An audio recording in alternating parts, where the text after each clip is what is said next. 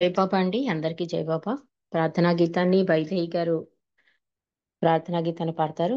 Book reading అనంతరం ఎవరైనా కొత్త వాళ్ళు జాయిన్ అయితే వాళ్ళకి ఇద్దాం, లేకపోతే జ్యోతి సుబుద్ధి గారు రెడీగా ఉండాలి. జయబాబా అండి, వైదేహి జై గారు. బాబా మా అమ్మాయి ఉంది. జై బాబా రజని గారు. ఓకే, మీ అమ్మాయి ఆ, జయలక్ష్మి. హారతికి రెడీగా ఉండమని చెప్పండి. జై బాబా. Thank you. ఓకే అండి, జయబాబా జై వైదేహి గారు. బాబా. జై బాబా అండి, అందరికీ జై బాబా. జై అవతార్ మెహర్ బాబా की जय। नमो मेहरु बाबा, अवतार नमो देव देवा। प्रभु नमो मेहरु बाबा, अवतार नमो देव देवा। अपार दिव्या कृपा सागरा, सकल चराचर जगदोद्धार। नमो मेहरु बाबा, अवतार नमो देव देवा।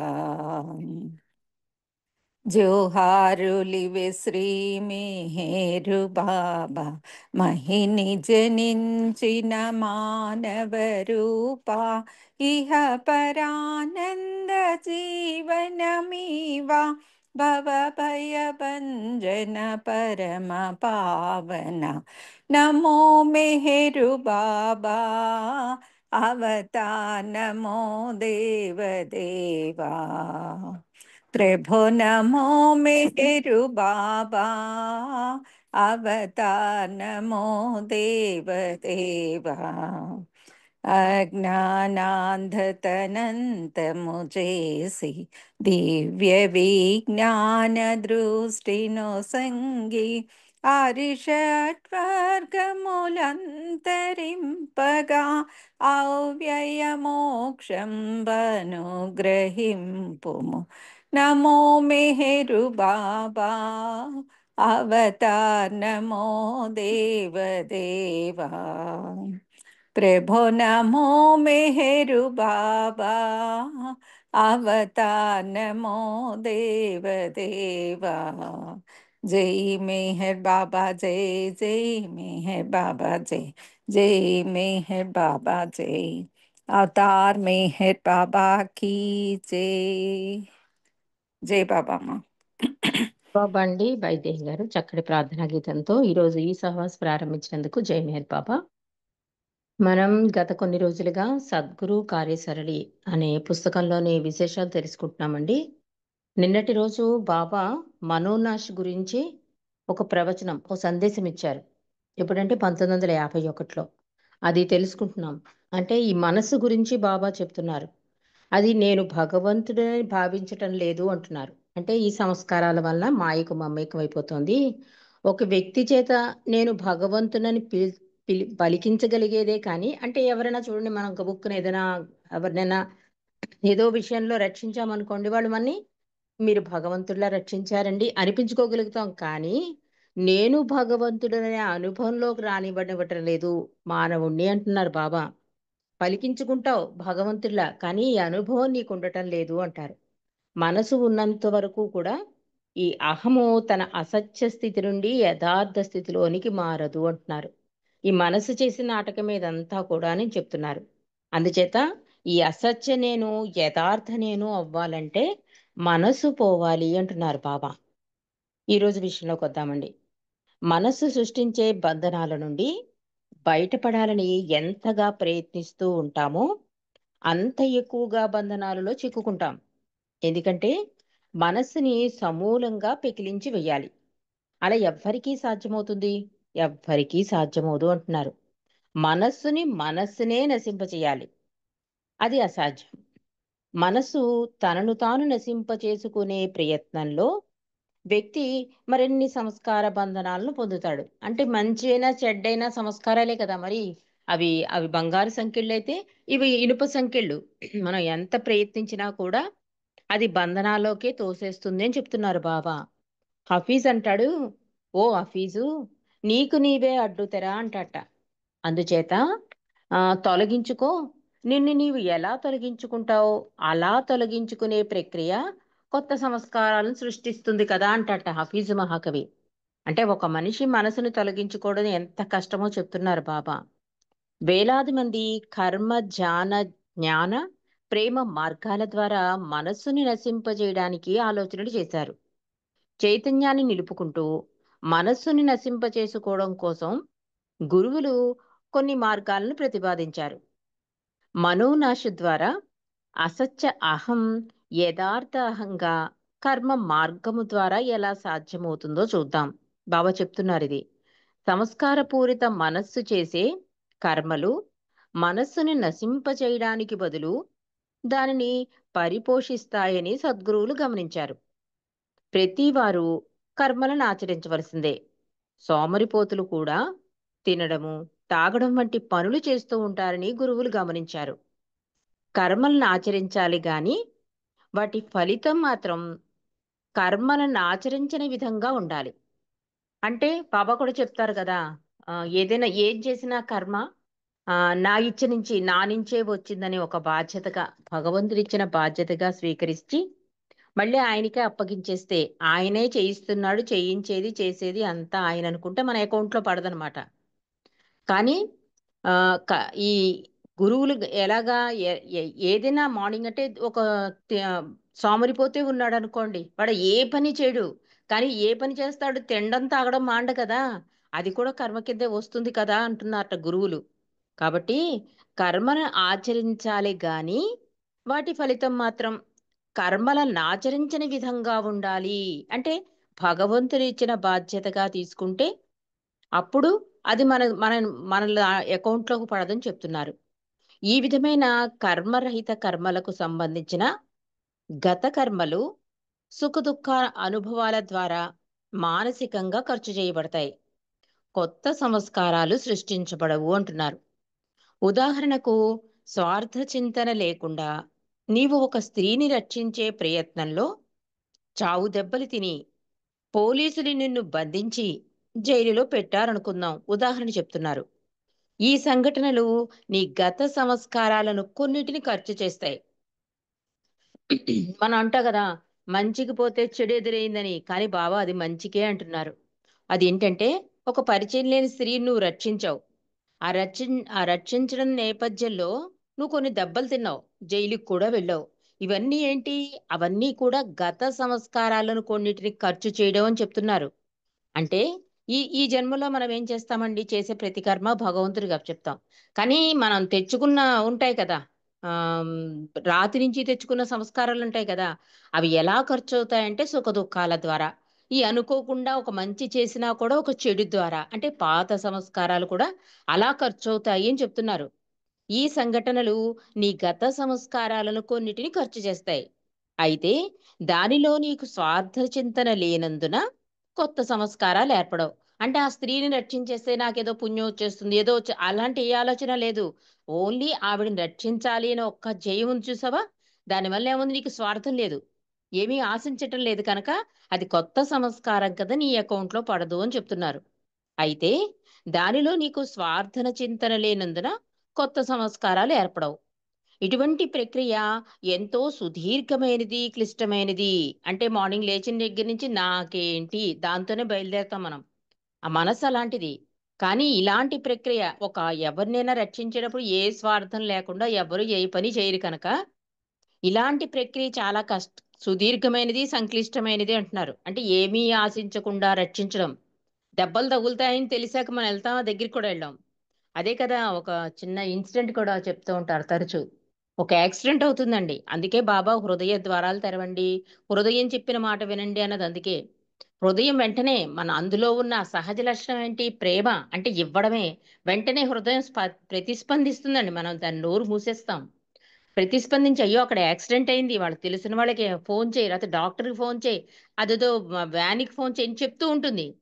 మనసు వెంటనే పనిచేసి ఏమంటుంది? నీకెందుకు, చూసావు కదా, వెళ్ళిపో, నువ్వు ఆఫీస్కి వెళ్ళిపో, నీ బాధ్యతలున్నాయి, నీకు ఇల్లు సంసారం, మళ్ళీ ఎందుకు వేరే గొడవల్లోకి వెళ్తావు? ఒకవేళ నువ్వు అది చూసి చెప్తే పోలీస్ కేసు అయితే ఆ గొడవలన్నీ నీకెందుకు అంటుంది మనస్సు.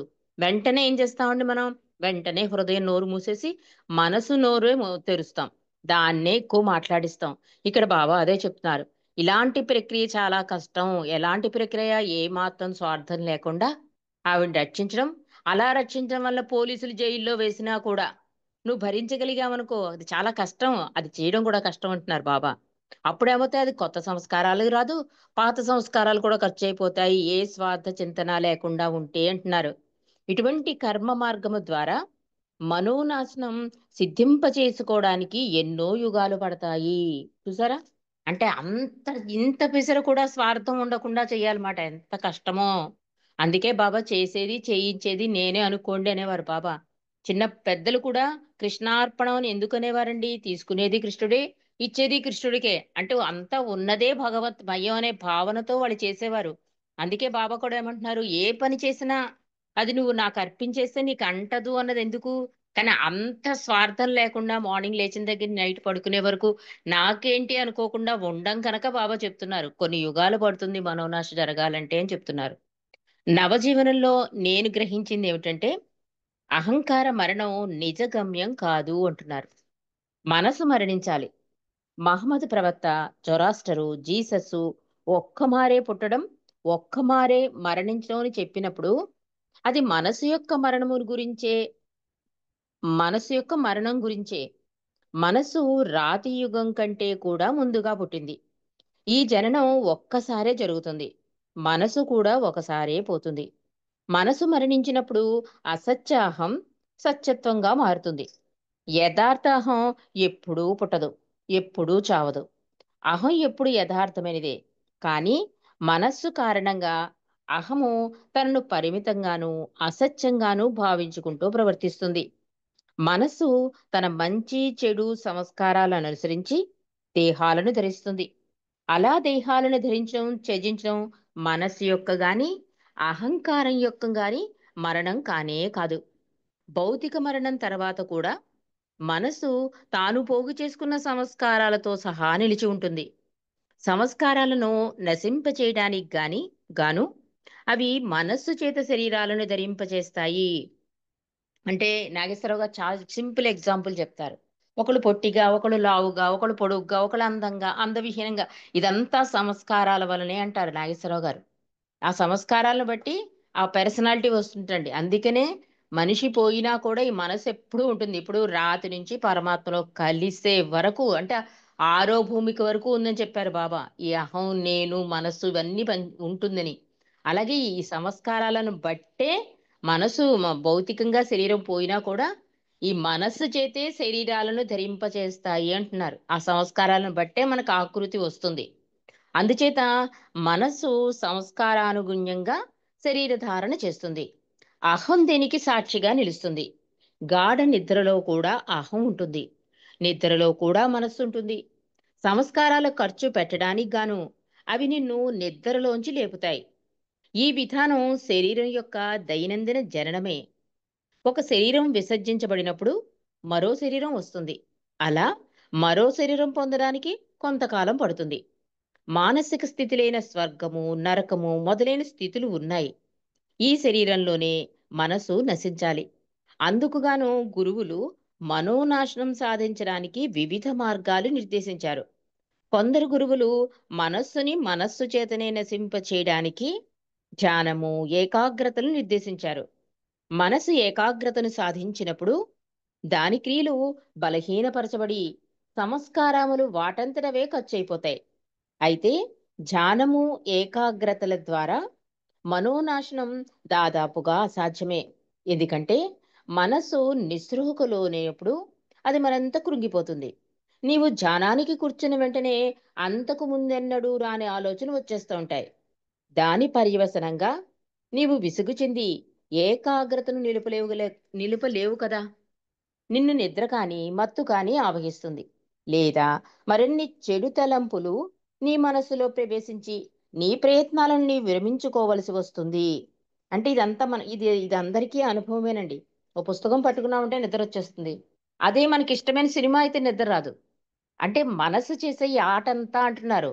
అందుకే మనసుకి ఎప్పుడు బానిస కాకూడదు, ఓనర్ యజమాని అవ్వాలి అన్నారు బాబా. అందుకే అది యజమాని అయిపోతే మన కంట్రోల్లోకి వచ్చేస్తాయి అన్నీ కూడా.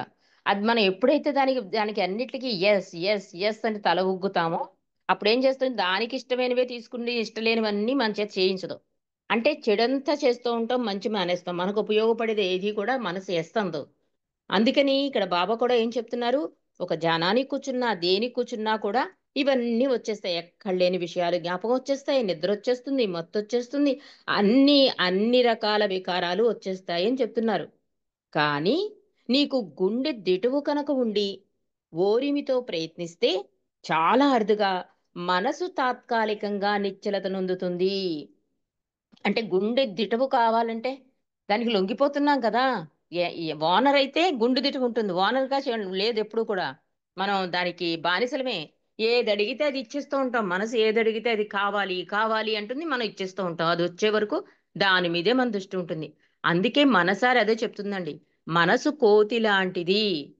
మనం ఏం చేస్తాం, లేదు ఈరోజు ఎలాగైనా ప్రేయర్లో బాబా మీదే దృష్టి పెడదామని మనం వెళ్తాం. కానీ వెళ్ళవదు. ఎప్పుడెప్పుడు విషయాలు గుర్తు చేసేసి అసలు ప్రేయర్ మనం చేసామా అన్నట్టు స్థితిలో వెళ్ళిపోతాం మనం. ఇక్కడ కూడా ఒక్కొక్కసారి వింటూ ఉంటాం, కానీ మనసు ఈ రోజు ఏం విన్నాను అన్న సంగతి కూడా మర్చిపోతాం.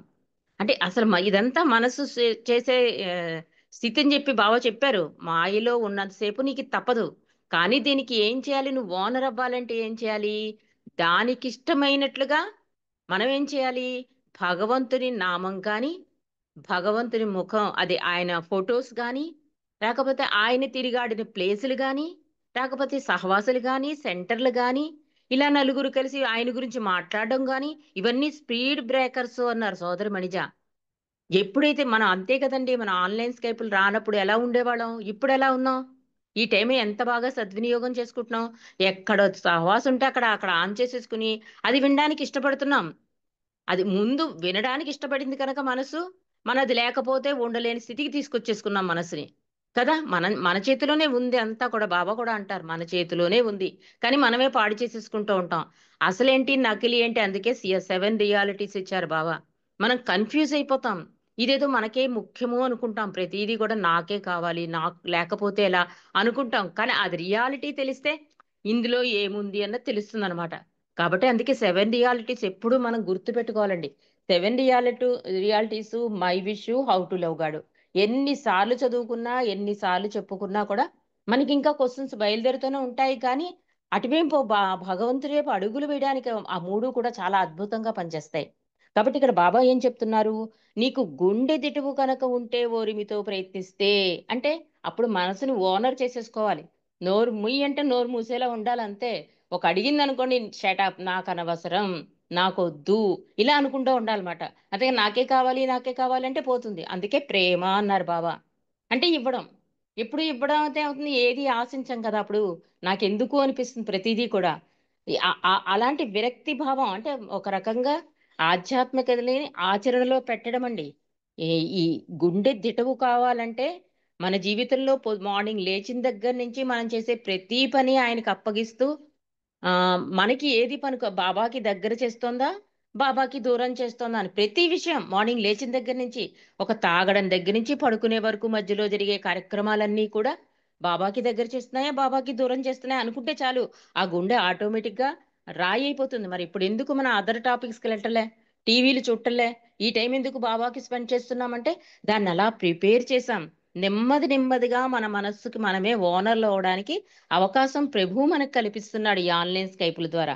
కాబట్టి నిశ్చలత నందుతుంది తాత్కాలికంగా అని చెప్తున్నారు.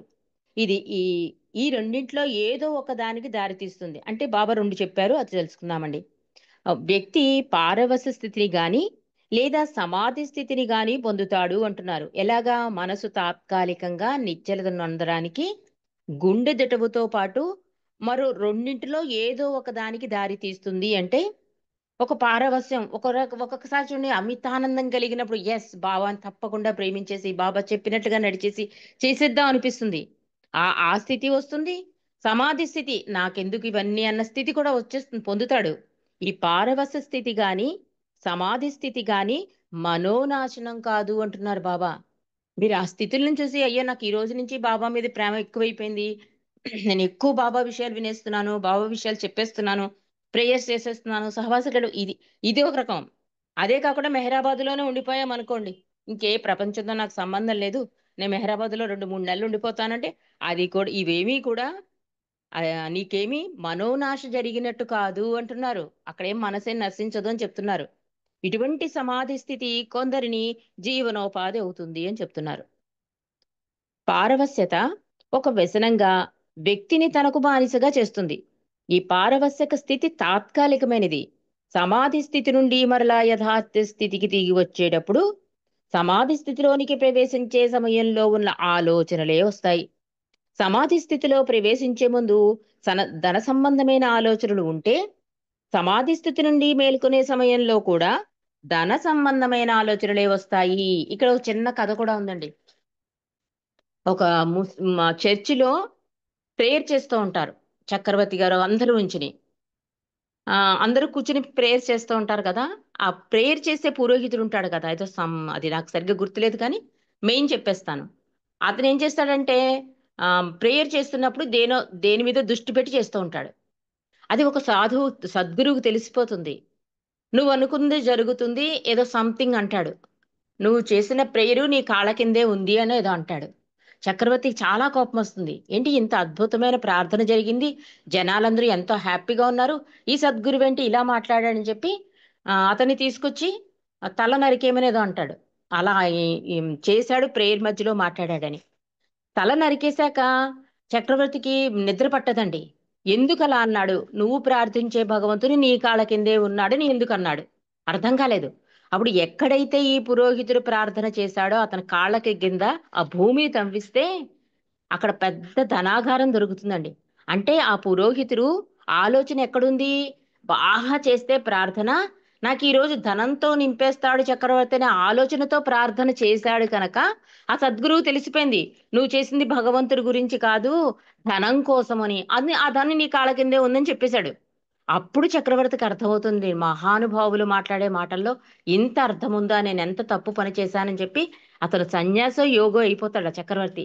కదా అలాగే బాబా కూడా ఏం చెప్తా, నువ్వు ఎంత సమాధి స్థితిలోకి వెళ్ళినా ఎంత పారవస్యంలోకి వెళ్ళినా మనోనాశ జరగదు. నీకు అక్కడికి వెళ్ళినా కూడా అవే ఆలోచనలు వస్తాయి, నువ్వు మళ్ళీ అందులోంచి బయటకు వచ్చినా అదే ఆలోచనతో బయటకు వస్తావు అని చెప్తున్నారు బాబా. అలాగే 4 నెలలు మనోనాశ కార్యక్రమం ముగిసిన తర్వాత బాబా పాత జీవితపు లక్షణాలు కొత్త జీవితపు లక్షణాలు మేళవింపబడ్డాయి అన్నారట. ఇక్కడితో ఈ మనోనాశ సందేశం అయిపోయిందండి. అంటే మనస్సుని ఓనర్ అవ్వాలి, బానిస కాకూడదని చెప్తూ మళ్ళీ నవజీవన విశేషాలు చెప్తున్నారు. 4 నెలల మనోనాశ కార్యక్రమం ముగిసిన తర్వాత బాబా పాత జీవితపు లక్షణాలు కొత్త జీవితపు లక్షణాలు మేళవించబడ్డాయి అన్నారు. అందువల్ల ఇప్పుడు భగవంతుని దైవత్వంతోనూ సాధారణ మానవుని కర్మల చేతను బాధ్యత రహితమైన స్వేచ్ఛా జీవితాన్ని జీవిస్తానని చెప్పారు బాబా. మనోనాష్ అంతిమ కాలంలో మెహర్ బాబా మనోనాష్ కొండపై చిన్న క్యాబిన్లో ఉండి ఇస్లాం, హిందూ, బౌద్ధ, క్రిస్టియన్, జొరాస్ట్రియన్ మతాలకు సంబంధించిన మసీదు, దేవాలయం, పగోడా, చర్చి, అగ్ని దేవాలయాల పాలరాతి నమూనాల దగ్గర ఉంచుకుని లోక కళ్యాణం కోసం సంకేతంగా కృషి చేశారు. ఆ సందర్భంలో ఎరిచిని లోపలకు పిలిచి ఆ బొమ్మల స్థానాన్ని ఒకప్పుడు ముందు వెనుకలకు పక్కలకు మార్పిస్తూ ఉండేవారు. ఇలా కొన్ని రోజులు జరిగిన తర్వాత మనోనాష్ క్యాబిన్ వెనక ఒక గొయ్యి తవ్వించి ధునిని వెలిగింపచేశారు బాబా. ధుని అంటే సద్గురువులు రగిలింపచేసే దివ్యాగ్ని. ధుని వెలిగించి ఎరిచి చేత ఇలా ప్రార్థన చేయించారు. ఆ ప్రార్థన ఏంటంటే, ఓ జ్ఞాన పెన్ని అయిన పరమేశ్వర, ఓ జ్ఞాన పెన్నిది అయిన పరమేశ్వర, సాధారణ మానవ స్థితిలో మానవ మాతృలకు సాధ్యమైనదంతా చేశానని నీకు తెలుసు.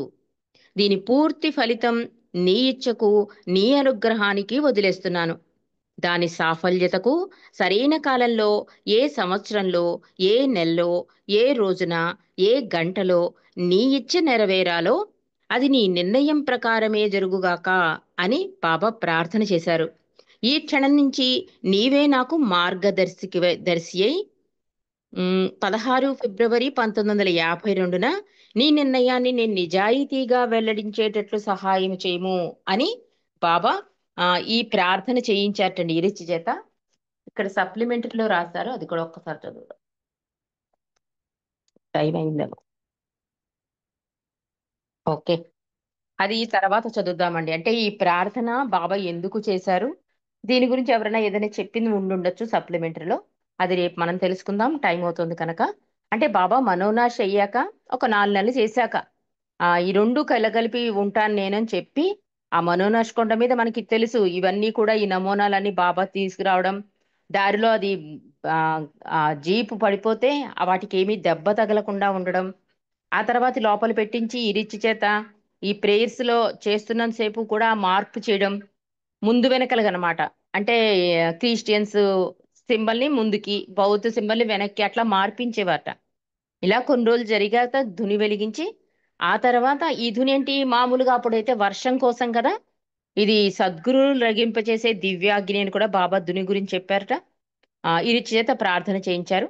ఈ ప్రార్థన చదివాం కనుక రేపు మరిన్ని విశేషాలు రేపు తెలుసుకుందామండి. అవతార్ మెహే బాబా కీ జై. జై బాబా. విజయలక్ష్మి పుష్పలత గారు జై బాబా అండి, జై బాబా. మా అమ్మాయి జై పాడుతుంది జయలక్ష్మి. పాడమనండి. జై బాబా అండి. అవతార్ మెహర్ బాబా కి జై. Oh, glorious, eternal, ancient one, your face is a bright, transcendental sun, light in this dark world and the tears I weep. My heart may have argue to you to keep. Creator yet creationless you are. Truth and truth's body, divine avatar. Who through compassion the three worlds maintains. Destroy this ignorance that life sustains. These fine light and suffering kills smoke of breath. Of the world will that base me on today. Unless you who are infinitely kind, break the wheels of which is conditioned mind. This incense is my love, these fruits my art. Wish to please you, I have shaped my heart. Accept him as you would a simple flower that has no use beyond its shining heart. You are myself, I sing to you, pray you in praise, and beg your love to bear me through the days, till you, the ever living perfect one, illumine my darkness with your shining sun. Baba, illumine my darkness with your shining sun. Avatar Meher Baba కి జై. జై Baba aunty. Thank you aunty. జై బాబా నాన్న. చక్కటి ప్రార్థనతో హారతితో ఈరోజు ఈ సహవాసం ముగిసిందండి. రేపు మళ్ళీ ఈ సహవాసంలో కలుద్దాం. అందరికీ జై బాబా. జై బాబా అండి, అందరికీ జై బాబా. జై మెహర్ జై బాబా. బాబా. అందరికీ జై జై బాబా. బాబా. అందరికీ జై బాబా అండి. జై మెహర్ బాబా. జై బాబా అండి, అందరికీ జై మెహర్ బాబా. జై బాబా అండి అందరికీ. జై బాబా.